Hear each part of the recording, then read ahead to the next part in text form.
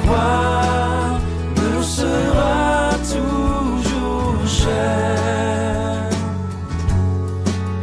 Elle est gloire et victoire pour moi.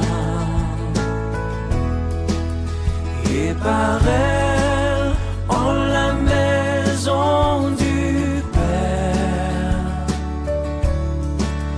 la couronne est offerte à ma foi.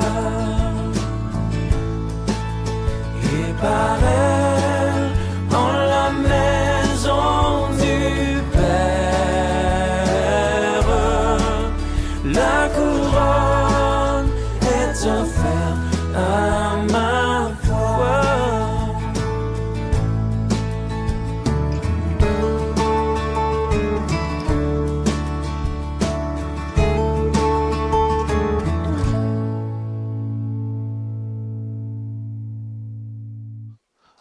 Je propose de traiter une question qui n'est pas simple, qui est autour de notre salut. Et le titre du message, c'est « Le chrétien peut-il perdre son salut ?» Le chrétien peut-il perdre son salut? C'est une question qui n'est pas facile, donc je nous invite vraiment à écouter attentivement cette parole. Le salut est quelque chose de très important. Et pendant que l'on chantait, je pensais à ce passage-là où la préoccupation de Jésus quand il a répondu à cette femme qui criait devant le juge unique. Vous connaissez ce passage? Vous savez la question qu'il a posée? Il a dit, quand le Fils de l'homme reviendra sur la terre, est-ce qu'il trouvera la foi? Vous savez, la Bible nous présente notre Seigneur Jésus-Christ, que l'on vient de louer, comme étant celui qui est assis à la droite du Père. Qu'est-ce qu'il fait à la droite du Père? Il intercède pour nous. Et ce matin, j'ai envie de te dire que Jésus n'intercède pas uniquement pour que tu aies un travail. Jésus n'intercède pas uniquement pour que tu sois guéri. Jésus, certes, il porte toutes nos prières et c'est par lui que nous avons l'accomplissement de nos prières. Mais Jésus-Christ, il intercède pour que quand il revienne sur la terre, il trouve la foi. Le chrétien peut-il perdre son salut?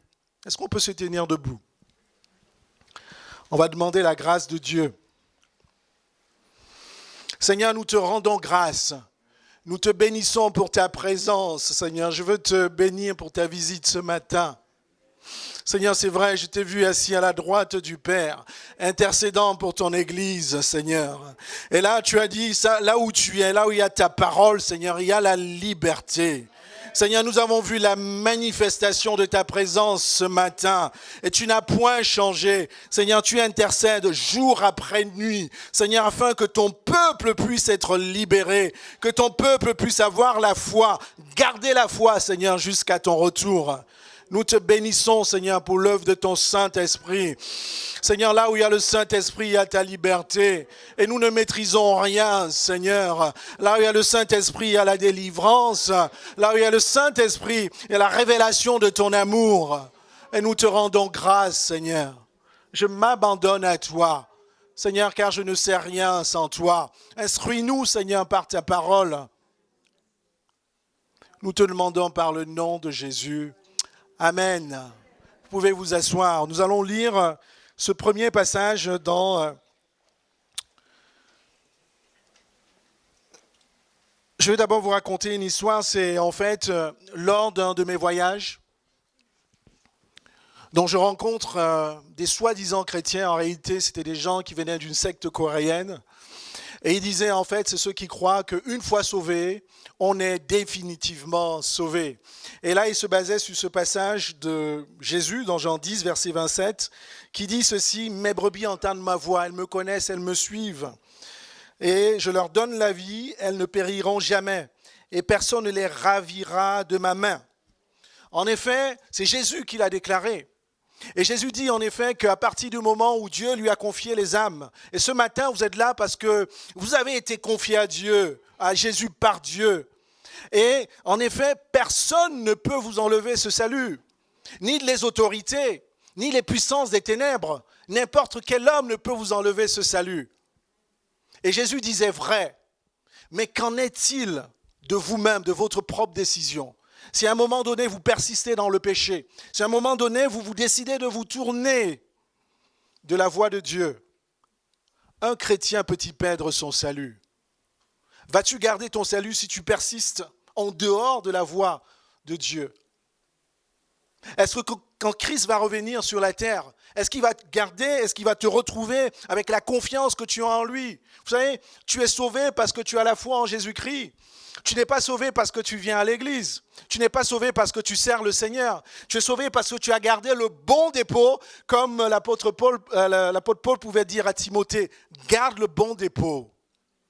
Et ces gens-là disaient, en fait, ils croient qu'une fois sauvés, on est définitivement sauvés. C'est une question qui n'est pas facile, qui divise, on va dire, les théologiciens. Mais ce matin, on va se baser sur la parole de Dieu. Et c'est même un rappel. Et quand vous allez m'entendre parler de certaines choses, vous allez vous rendre compte que c'est des choses que vous avez déjà entendues. Mais nous allons essayer de nous baser sur la parole de Dieu. Un chrétien peut-il perdre son salut? C'est si important, le salut. Vous savez, Dieu nous a donné la promesse de guérison. Il nous a donné la promesse d'être protégés, d'être bénis. Tout ça, ce sont des promesses pour nous aider matériellement tant qu'on est sur la terre. Mais la plus grande promesse que nous pouvons avoir, c'est la promesse du salut. Et on va d'ailleurs commencer par cela, mes frères et sœurs, par définir ce que c'est que le salut. Le salut, c'est la promesse de la vie éternelle auprès de notre Dieu. Alléluia, pour ceux qui ont la foi en Jésus-Christ. Je vais revenir sur le fait de dire c'est la promesse de la vie éternelle auprès de Dieu. Parce que si tu n'es pas auprès de Dieu éternellement, tu peux être auprès de quelqu'un d'autre aussi éternellement. Et ce quelqu'un d'autre, c'est le feu éternel dont nous parle la Bible. Donc il y a la vie éternelle auprès de Dieu, et puis il y a la vie éternelle aussi en dehors de Dieu. Et Jésus pouvait dire dans Matthieu 25, 41, vous savez, quand plusieurs viendront dire « Seigneur, nous te connaissons, nous t'avons connu, etc. » il leur dira « Retirez-vous de moi, maudit, allez dans le feu éternel qui a été préparé pour le diable et ses anges. » Et donc simplement pour te dire, mon frère et ma sœur, écoute bien, il y a la vie éternelle auprès de Dieu, c'est-à-dire la vie après ta mort. Cette vie éternelle, c'est-à-dire une vie qui ne s'arrêtera jamais. Et cette vie-là peut commencer quand Jésus-Christ revient, mais elle peut commencer aussi après ta mort. Mais il y a une autre vie éternelle qui est une vie dans les temps de feu, que personne d'entre nous ne souhaite. Et c'est cette vie éternelle-là que Jésus ne voudrait pas que nous restions en tout cas dans cette vie éternelle-là qui est une vie de feu. Donc ça, c'est la première chose, c'est la promesse de la vie éternelle, le salut.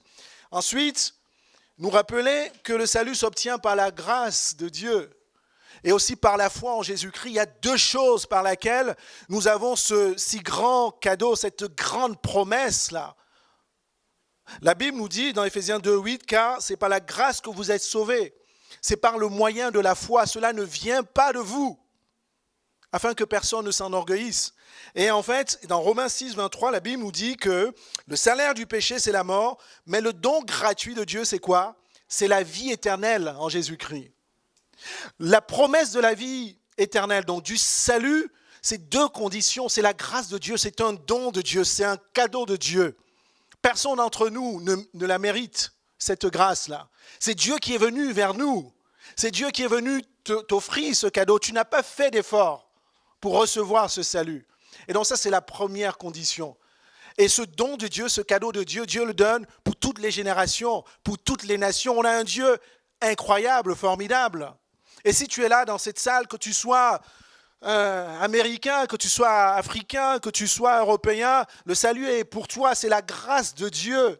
C'est une grâce imméritée. Alléluia. Et je vous disais que le salut s'obtient aussi par la foi en Jésus. Et c'est ceux qui, vous savez, c'est comme un cadeau. Dieu, il donne ce cadeau à tout le monde. Et quels sont ceux qui reçoivent ce cadeau? C'est ceux qui ont la foi en Jésus. C'est ceux qui mettent leur foi en Dieu, au plan de salut de Dieu. Parce que Dieu donne ce cadeau, parce que s'il ne le faisait pas, on serait condamné. On serait dans les temps de feu quand on serait mort. Vous êtes d'accord? Et ceux qui l'acceptent, c'est ceux qui mettent leur confiance en Dieu, en disant « J'ai compris que tu as un plan pour moi, j'ai compris que je t'ai destiné au feu éternel. Et j'accepte ce cadeau-là par la foi en Jésus-Christ, alléluia.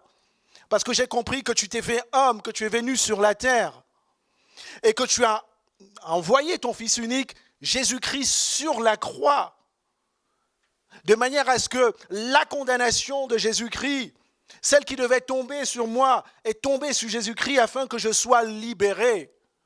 Et c'est pour ça que le salut est accordé à ceux qui ont la foi en Jésus-Christ. Alléluia. Est-ce que ce matin, tu as la foi en Jésus? Si tu n'as pas la foi en Jésus-Christ, il ne se fait pas encore tard. Ce cadeau-là est toujours là. La Bible nous dit que Dieu use de patience afin que de nombreuses personnes viennent à lui. Et ce matin, je t'encourage, si tu n'as pas encore reçu, accepté ce cadeau, tu peux venir par la foi en Jésus-Christ. Donc ça, c'est ça, le salut. Maintenant, est-ce que le chrétien peut perdre son salut? Grande question. Qu'est-ce que vous en pensez ce matin?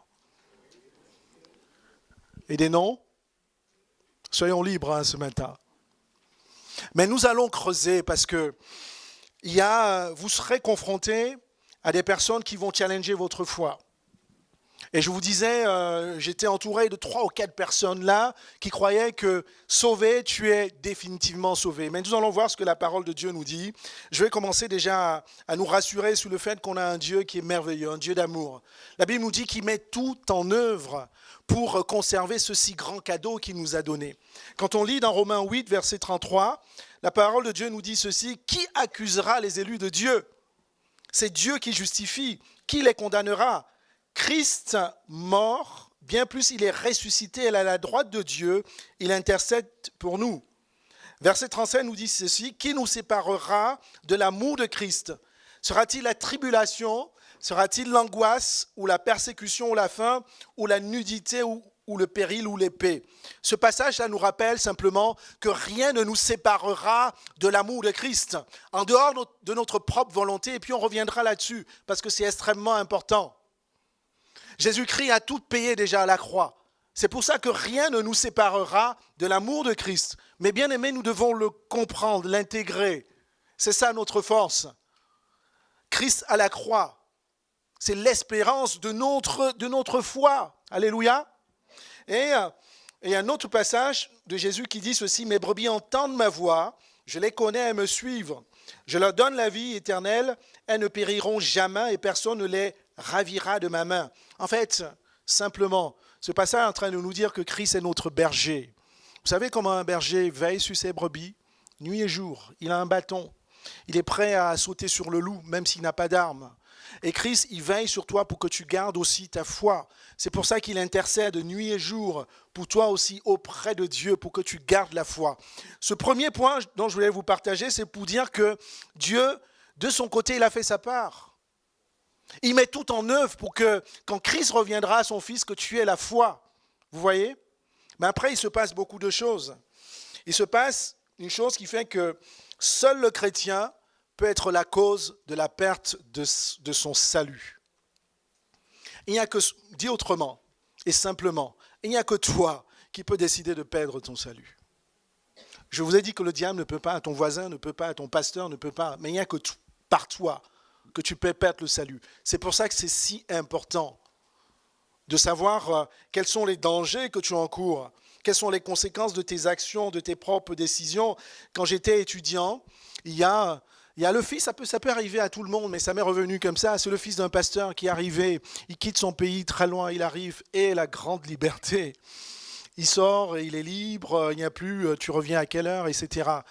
C'est pas ça qui est important. Le plus important après, c'est que finalement, il s'est mis à vivre dans l'impudicité, parce que papa et les mamans sont très loin. J'ai envie de vous dire, jeunes, enfants, là, les ados, les jeunes, votre foi, ce n'est pas la foi de papa ni de maman. C'est votre foi avec votre Dieu. Que votre parent soit là ou pas là, vous devez être attachés à Dieu, attachés à votre Père, attachés à celui qui vous donne le salut.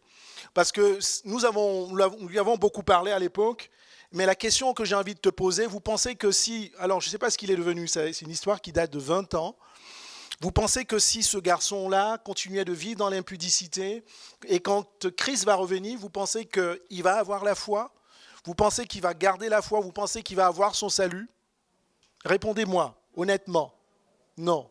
Pourquoi? Parce qu'il a persisté dans le péché. Et la Bible nous montre plusieurs situations comme ça qui peuvent être des causes de la perte de notre salut. Et je vais demander à mes gars ou à la personne d'avancer. La Bible nous dit, c'est Paul qui pouvait dire 1 Timothée verset 4 à 1, l'Esprit le dit clairement. Dans les derniers temps, certains abandonneront la foi pour suivre des esprits trompeurs et des enseignements inspirés par les démons. L'Esprit Saint ne se trompe pas. Vous savez pourquoi? Parce que c'est l'Esprit de Dieu. Et quand l'Esprit de Dieu révèle quelque chose, c'est Dieu qui révèle quelque chose, c'est Dieu qui le révèle.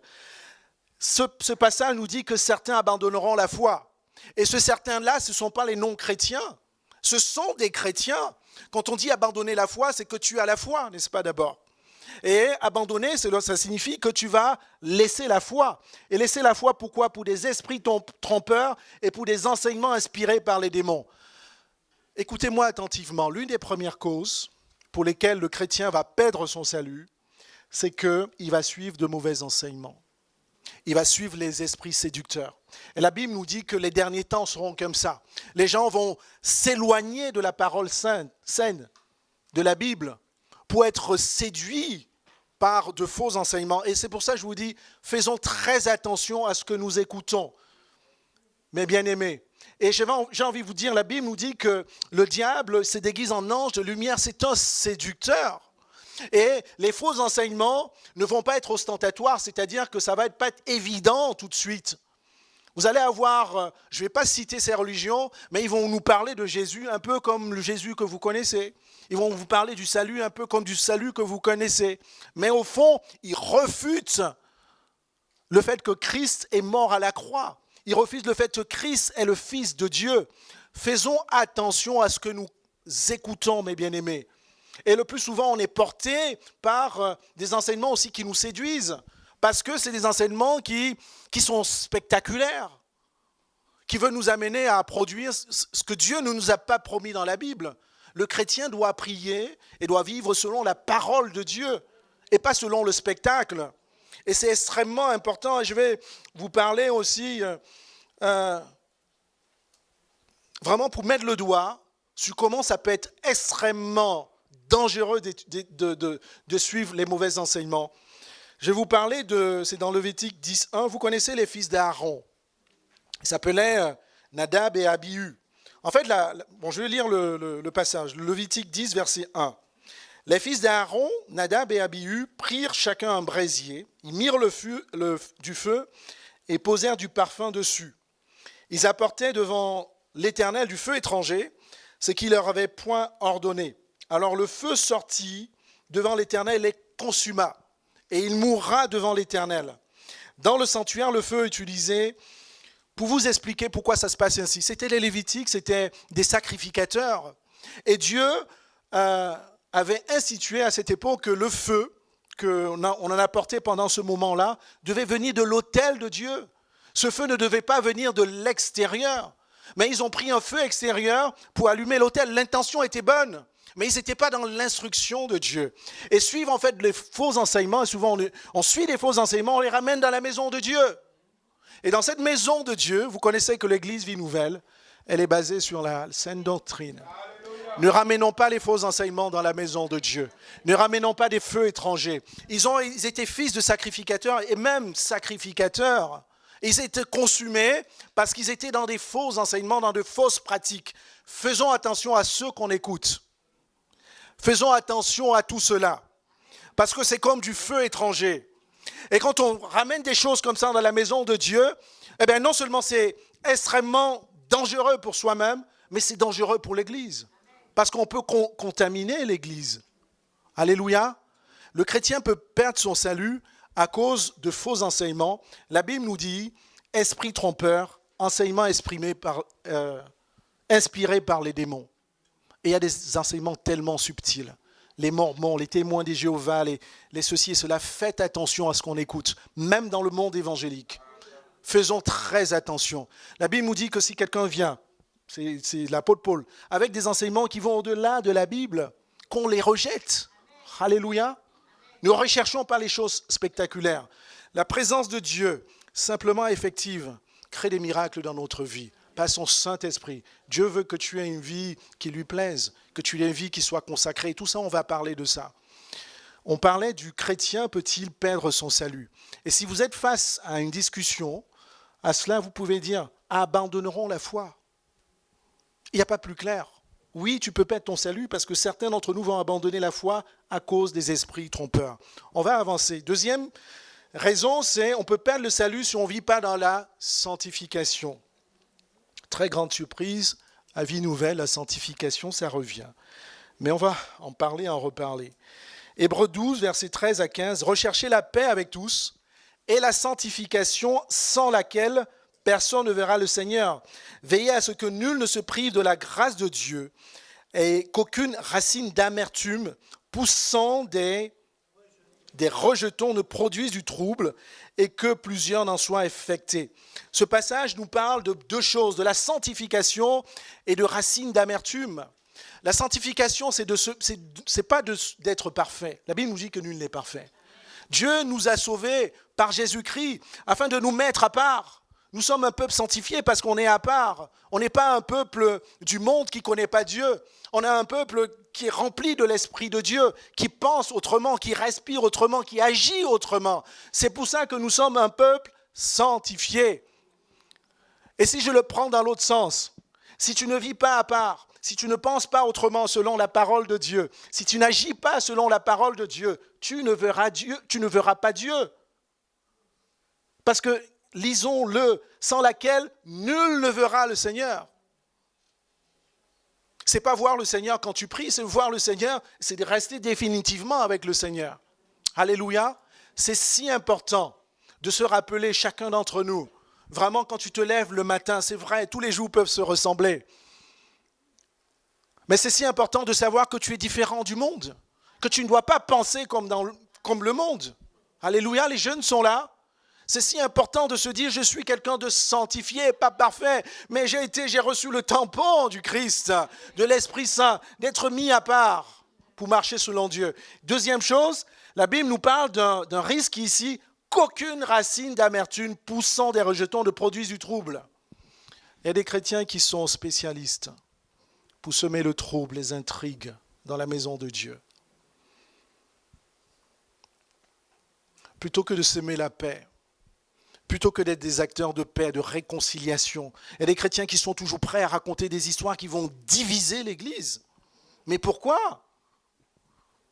Pourquoi racontes-tu des histoires à ton frère et ta sœur pour qu'ils soient remontés contre un autre frère et une autre sœur ? Pourquoi racontes-tu une histoire pour qu'ils soient remontés contre le pasteur, contre un diacre ? Mais pourquoi ? C'est ce qu'on appelle des racines d'amertume. Et ces racines d'amertume, tu ne le gardes pas pour toi. C'est très contagieux. Qu'est-ce que tu sèmes dans le cœur de ton frère et ta sœur quand tu murmures ? Vous savez que Dieu aussi condamne le murmure. Et pourquoi je vous en parle ? Non pas parce que ces choses sont mauvaises. Notre enjeu ce matin, c'est de garder notre salut. Rechercher la sanctification sans laquelle personne ne verra le Seigneur. Dans mon frère et ma sœur, c'est si simple. Vous savez, j'aime la parole de Dieu parce que dès qu'on l'applique, on l'accepte, Dieu peut tout changer dans nos cœurs. Si tu es quelqu'un qui murmure, qui sème la division, ou qui parle mal d'un frère ou d'une sœur, arrête maintenant et Dieu va te pardonner. Et Dieu va t'aider à être un homme, une femme différente. Et tu dois le faire.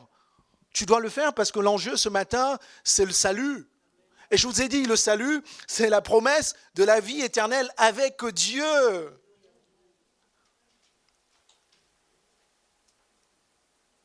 Dieu pointe souvent des petites choses comme ça.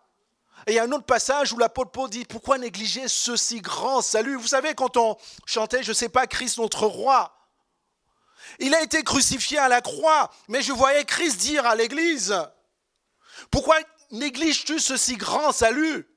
Mon corps a-t-il souffert pour que tu négliges ce si grand salut ? Pour que tu n'en fasses pas cas ? Pour que tu n'en souviennes pas ? Pour que tu ne fasses pas attention à ton attitude ? J'ai été flagellé, j'ai été insulté. Pourquoi négliges-tu ce si grand salut à travers tes murmures, à travers ton comportement ? Tu risques de perdre ta foi. tu risques de perdre ton salut. Et Christ, pendant qu'on chantait, j'écoutais ces paroles-là. Mon corps n'a pas été flagellé pour rien. Je n'ai pas souffert, mon sang n'a pas coulé pour rien. Pourquoi négliges-tu ce si grand salut? Les murmures, c'est un danger. Les racines d'amertume, c'est un danger. Mon frère et ma soeur, s'il te plaît, écoute ceci. N'ouvre jamais ta bouche pour parler négativement d'un frère, d'une sœur. Je ne parle même pas d'un serviteur. Jamais. Que dans vos bouches, soit assaisonné de bonnes paroles, des paroles de bénédiction, des paroles d'encouragement. Si tu n'arrives pas à le faire, tiens-toi devant ton Dieu. Il y en a pour qui c'est difficile. Dès qu'ils ouvrent la bouche, c'est toujours négatif. Le négatif ne vient pas de Dieu. Comment voulez-vous qu'on le dise? Dieu est un Dieu qui bénit, qui restaure. Dieu est un Dieu d'amour. Quoi qu'il en soit, tu peux ne pas être d'accord avec un frère ou une sœur. Tiens-toi devant ton Dieu, mais qu'aucune racine d'amertume n'habite ton cœur, parce que tu ne verras pas Dieu. On ne peut pas le dire autrement. On ne peut pas le dire autrement. On va parler de perdre la bonne conscience. C'est l'apôtre Paul qui disait « Je veux que tu continues à combattre le bon combat en gardant la foi et une bonne conscience. » Cette conscience, quelques-uns l'ont perdue. Ils ont fait naufrage par rapport à la foi. Faire naufrage, c'est perdre la foi.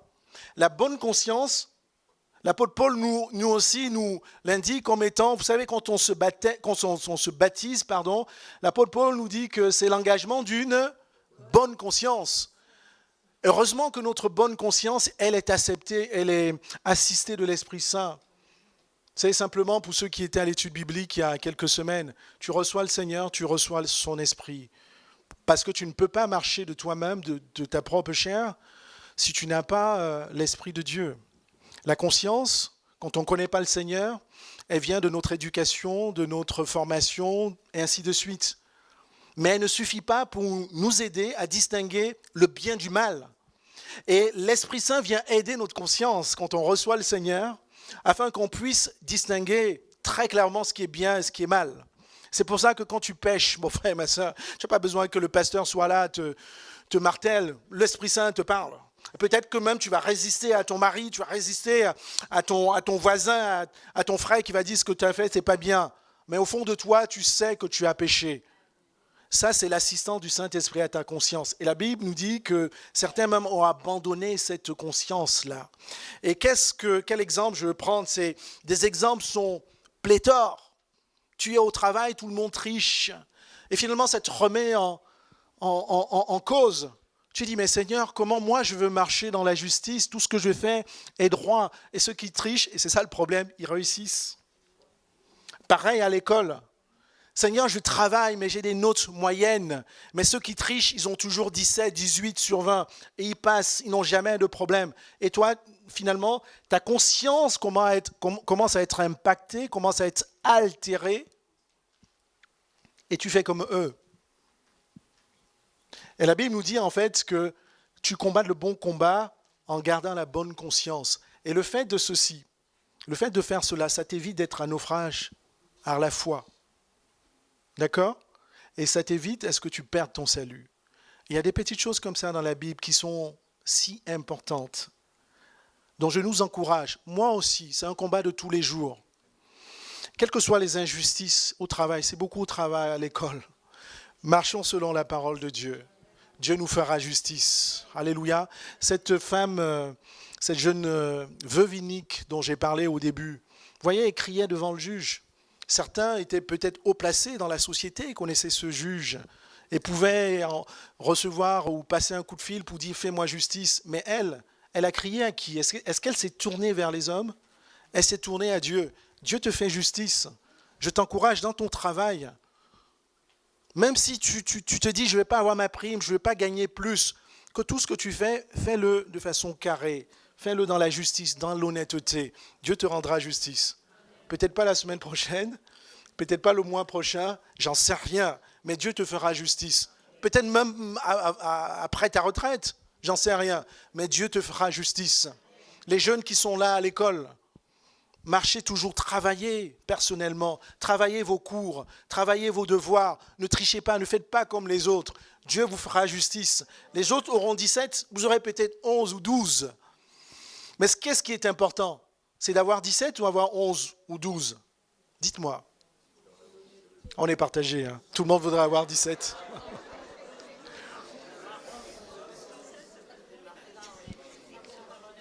11 ou 12. Et être en paix avec Dieu. Alléluia. C'est ça le challenge. Et donc, une autre raison pour laquelle on peut perdre le salut, c'est aussi un peu lié à ce qu'on vient de partager, c'est ceux qui sont conduits par la chair. C'est un passage que vous connaissez, on va en parler un peu différemment. Si vous êtes conduits par l'esprit, vous n'êtes point sous la loi. Or, les œuvres de la chair sont manifestes, ce sont l'impudicité, l'impurité, la dissolution. Et dans l'autre slide, il y a la suite. La parole de Dieu nous parle de l'idolâtrie, de la magie, des inimitiés, les querelles, les jalousies, les animosités, les disputes, les divisions, les sectes, l'envie, l'ivrognerie, les excès de table, des choses semblables. Point. Je vous dis d'avance, comme je l'ai déjà dit, que ceux qui commettent de telles choses n'hériteront point le royaume de Dieu. Ce matin, notre grande question, c'est de savoir que quand le Christ reviendra, est-ce qu'il trouvera la foi? Est-ce que tu vas perdre ton salut? Et ce passage-là, quand il dit les choses semblables, la liste n'est pas exhaustive. Ce n'est pas parce que le péché, ton petit péché mignon que tu fais, n'est pas dans cette liste-là que tu as dit, moi je suis tranquille, c'est bon. Le Saint-Esprit te parle, tu sais. Amen. Et dans ces choses-là, faisons attention. Est-ce qu'un chrétien, en fait, Dieu n'attend pas de nous à ce qu'on soit parfait? Le juste peut tomber. Et c'est sûr que parmi tous ces péchés, moi je suis déjà tombé dans ces péchés. Mais qu'est-ce que Dieu attend de nous? Dieu attend déjà qu'on se repente. Et surtout qu'on ne persiste pas dans le péché. On veut le voir tout à l'heure, qu'on ne demeure pas dans le péché. Est-ce que le chrétien qui demeure dans l'idolâtrie, c'est-à-dire qui persiste dans l'idolâtrie, est-ce qu'il sera sauvé? Non. Est-ce que le chrétien qui demeure dans l'inimitié, l'inimitié c'est le contraire de l'amitié, c'est vraiment la haine et tout ça. Est-ce que le chrétien qui demeure dans l'inimitié, est-ce qu'il sera sauvé? Est-ce que le chrétien qui demeure dans les disputes, et qui persiste dans les disputes, est-ce qu'il sera sauvé? Amen. Donc on commence à être d'accord. Un chrétien peut perdre son salut, il me semble, selon la parole de Dieu. Donc une autre raison, c'est aussi de ne pas demeurer en Christ. Et là aussi, on rentre dans un autre niveau de maturité. Jésus pouvait dire, je suis le cep, vous êtes les sarments. Celui qui demeure en moi, en qui je demeure, porte beaucoup de fruits. Car sans moi, vous ne pouvez rien faire. Et souvent, on ne lit pas la suite. Ce qui est rouge là, je ne sais pas qui a mis en rouge. Moi, je n'avais pas mis en rouge. Merci méga, c'est sorti comme ça. Si quelqu'un ne demeure pas en moi, il est jeté en dehors comme le sarment. Et il sèche. Puis on ramasse les sarments, on les jette au feu et ils brûlent. Vous voyez l'image? C'est-à-dire qu'il y a le tronc, il y a les sarments. Il y a ceux qui demeurent sur le sarment, c'est ceux qui demeurent en Christ. Et puis il y a ceux qui ne demeurent pas dans le sarment, c'est ceux qui seront découpés et qui ne demeurent pas en Christ. Et la Bible nous dit, et vous retrouvez ce feu dont je vous parlais au début. En fait, dans la vie éternelle, je le reprends, il y a la vie avec Dieu, éternellement. Alléluia. La Bible nous dit qu'en permanence, quand vous lisez Apocalypse, on sera dans sa présence, il va essuyer nos larmes, et on sera dans la louange et l'adoration. Moi, je fais partie de cela. Cette vie éternelle auprès de mon Père, pour voir combien son amour est grand, merveilleux, combien il est beau, combien il est doux. C'est ce Père-là que nous recherchons.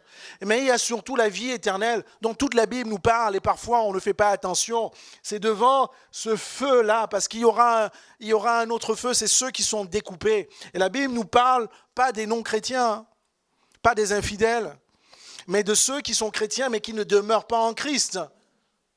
Et demeurer en Christ, c'est quoi? Qui c'est qui peut m'aider ce matin? C'est mettre en pratique sa parole. C'est demeurer dans sa présence. On va revenir toujours sur des sujets basiques sur lesquels le Seigneur nous encourage.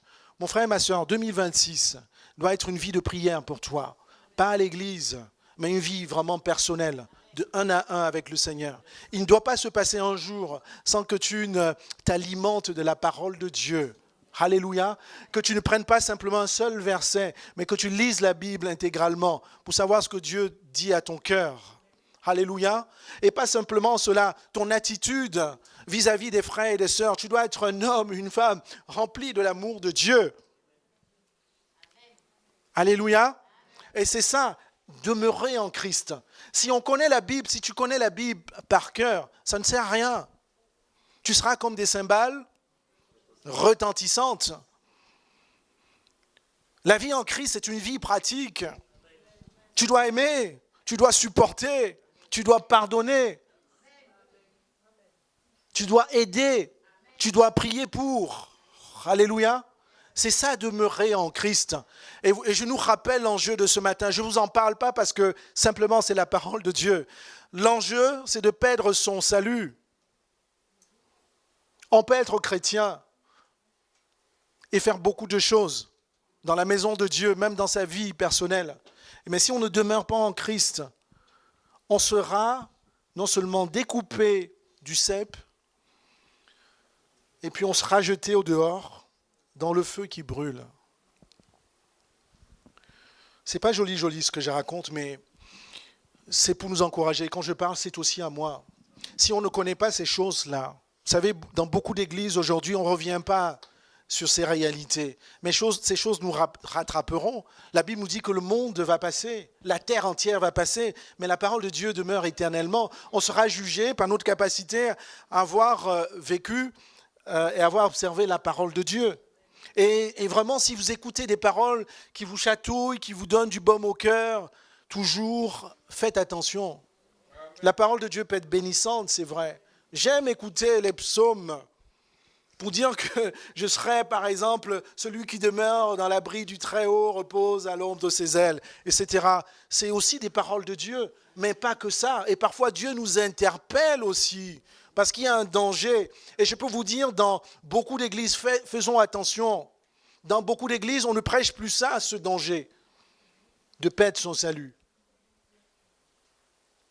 Revenons simplement sur la parole de Dieu et faisons notre part, mes bien-aimés. Les épreuves de la vie également peuvent nous faire perdre la foi.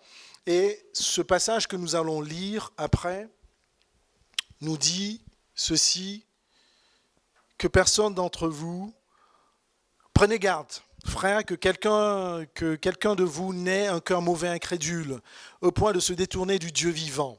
Bon, ça on l'a déjà traité, mais exhortez-vous les uns les autres, chaque jour, aussi longtemps qu'on peut dire, aujourd'hui, afin qu'aucun de vous ne s'endurcisse par la séduction du péché. Et souvent, quand j'ai lu ce passage, ce n'est pas intuitif comme ça, mais on peut lire, la dernière partie nous parle d'être participant du Christ. C'est ça ? Ça dit comment, le prochain ? Nous dit, car nous sommes devenus participants du Christ, pourvu que nous retenions fermement jusqu'à la fin l'assurance que nous avions au commencement. Je veux le dire avec mes mots.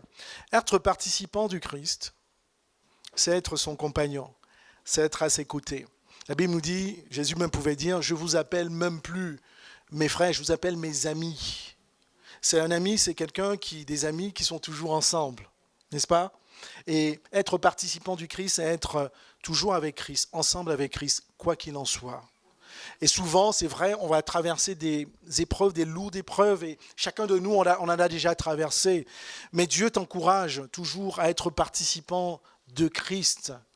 Dieu connaît ce que tu traverses. Dieu connaît tes épreuves, si lourdes, si petites, etc. Dieu veut que tu sois toujours participant. Tu sais pourquoi ? Parce que pourvu que tu retiennes avec l'assurance, tu ne dois pas perdre ton assurance, tu ne dois pas perdre ta foi. C'est pas parce que tu as perdu ton travail, c'est pas parce que tu as perdu un être qui est cher que tu dois perdre la foi. Alléluia. Persévérons quoi qu'il en soit. C'est un encouragement pour vous et pour moi. Persévérons. Retenons fermement cette assurance. Retenons fermement cette assurance. Cette assurance, je vous disais, c'est ce cadeau, c'est ce salut. Retenons parfaitement et avec persévérance cette assurance. Je vous parlais également de la persistance dans le péché. En fait, je vais vous dire, quand je discutais avec ces personnes-là, ils disaient, En fait, ils croient que le chrétien ne peut pas pécher. D'accord ? Et donc je lui dis, mais comment le chrétien ne peut pas pécher ? Ils disent, un chrétien qui pêche, c'est parce qu'il n'était pas chrétien avant. Vous voyez le truc ? Je vous refais. Un vrai chrétien, selon eux, ne peut pas pécher. Si tu pêches, c'est que tu n'étais pas chrétien. Mais c'est absolument faux. Nous avons vu des passages qui nous montrent que Dieu nous appelle à ne pas pécher, justement, à ne pas abandonner notre foi. Et ça, ils prennent ce passage qui dit « Quiconque est né de Dieu », c'est dans 1 Jean, chapitre 3, verset 9, « ne pratique pas le péché, parce que la semence de Dieu demeure en lui. Il ne peut pécher parce qu'il est né de Dieu. » Et c'est vrai, mais lisons la parole de Dieu telle que le Seigneur veut nous parler. La Bible, là, ne nous dit pas, ce passage ne nous dit pas que le chrétien ne pêche pas. On pêche si facilement, même à travers nos pensées. Mais la Bible nous parle de pratiquer. Pratiquer, c'est demeurer dans le péché. C'est que le péché devient ton réflexe, devient ta vie courante. Dieu ne veut pas que tu persistes dans le péché. Et c'est ce que ce passage nous dit. Et vous savez ce qui est très dangereux, vous me suivez toujours ? Pour ces gens-là, peut-être vous en avez déjà rencontré. Quand ils pensent qu'ils sont chrétiens et qu'ils sont exempts de péché, qu'est-ce qui se passe dans leur vie ? Dites-moi. L'orgueil. Et en effet, ils pêchent, puisque naturellement, nul n'est parfait. Et donc, ils ne se repentent pas. Ils se sentent suffisants, extrêmement dangereux. Et j'ai observé autour d'eux, pas simplement pour voir s'ils pêchent ou ils ne pêchent pas, je me suis rendu compte qu'ils ne se repentent pas. Et si tu ne te repens pas devant ton Dieu, Dieu ne cherche pas des personnes parfaites, des personnes qui s'humilient, qui se repentent. Si tu ne te repens pas, il ne te pardonne pas. Si tu n'abandonnes pas le péché, il ne te pardonne pas. Alléluia. Et donc c'est extrêmement dangereux. Et puis, je vais vous prendre aussi ce passage-là. Vous connaissez quelque chose d'aussi fort dont je vais vous parler. Vous connaissez le passage dans 1 Samuel 15, 23 de David, en fait. C'est David, vous connaissez David et Saül. Car la désobéissance est aussi coupable que la divination, et la résistance ne l'est pas moins que l'idolâtrie et les téraphins. Les téraphins, c'était des idoles, c'est des objets, c'est des idoles en fait, voilà, en bois, des statues. Puisque tu as rejeté la parole de Dieu, il te rejette comme roi. En fait, je vous l'explique, parce que comme ça on lit, on ne comprend pas forcément. Saül a été rejeté par Dieu, non pas parce qu'il a péché, mais parce qu'il a refusé de reconnaître son péché. Écoutez-moi encore. Est-ce que ce passage peut être affiché, s'il vous plaît ? C'est extrêmement important pour voir ce qui se passe quand on demeure dans la désobéissance. Ce n'est pas simplement la rébellion. Il y a des choses que nous devons comprendre sur un point de vue spirituel, parce que ça peut virer au rouge. Ce passage ne s'affiche pas, ce n'est pas grave, c'est probablement vous ne l'aviez pas, mais cette parole nous dit « car la désobéissance est aussi coupable que la divination ». La divination, c'est quoi ? C'est la sorcellerie. Ce sont ces choses comme ça. Dit autrement, ça signifie que quand tu pêches et que tu es désobéissant de façon persistante, tu es voilé, tu te mens toi-même, tu te regardes devant les miroirs, tu dis non, je n'ai pas péché, pourtant tu sais que tu as péché. Et la Bible nous dit que c'est comme l'idolâtrie. La divination, c'est comme l'idolâtrie. On va aller plus loin. C'est-à-dire que quand tu persistes dans le péché et que tu ne te repens pas et que tu gardes le péché, c'est comme si tu es en train d'adorer d'autres dieux. Tu es idolâtre. C'est fort. Hein ? Je nous encourage, mes frères et sœurs, si vous sentez que votre vie n'est pas en ordre, dès aujourd'hui, dans n'importe quel domaine, peut-être que personne n'est au courant ici, peut-être que quelqu'un t'en a fait part, et que tu as dit non, je vis justement. Mais devant Dieu, c'est comme si tu es idolâtre. C'est très fort. J'ai lu ce passage et j'ai dit, mais Seigneur, qu'est-ce que tu veux dire ? Saül est devenu fou, simplement parce qu'il y avait toujours ce prophète-là qui lui disait, attention, tu péchais, mais il refusait, il pensait qu'il avait bien agi. Mais il était dans l'idolâtrie, il était dans la divination, et nous pouvons tomber là-dedans. Lorsque nous sommes rebelles vis-à-vis de Dieu et lorsque nous persistons dans le péché, dans la désobéissance, on bascule dans l'idolâtrie. Spirituellement, c'est extrêmement dangereux. Amen, vous me suivez? Donc je nous encourage à ne pas tomber dans la désobéissance persistante. Sors de ton péché, mon frère et ma soeur. Dieu nous dit, Dieu est un Dieu bon. Il dit que celui qui confesse ses péchés, Jésus-Christ, il est fidèle et juste pour les lui pardonner. Dieu ne va pas te condamner, il va te tenir la main, il veut que tu te relèves. Il va te pardonner, il va te reconstruire, il va te donner une vie nouvelle, il va te donner une foi nouvelle, une force nouvelle. Alléluia. Alléluia. Donc j'arrive à la conclusion, c'est est-ce que le chrétien peut perdre son salut? Vous voyez, à travers tous les points dont on a parlé, sur la base de la parole de Dieu, c'est résolument oui. Est-ce qu'on peut se tenir debout?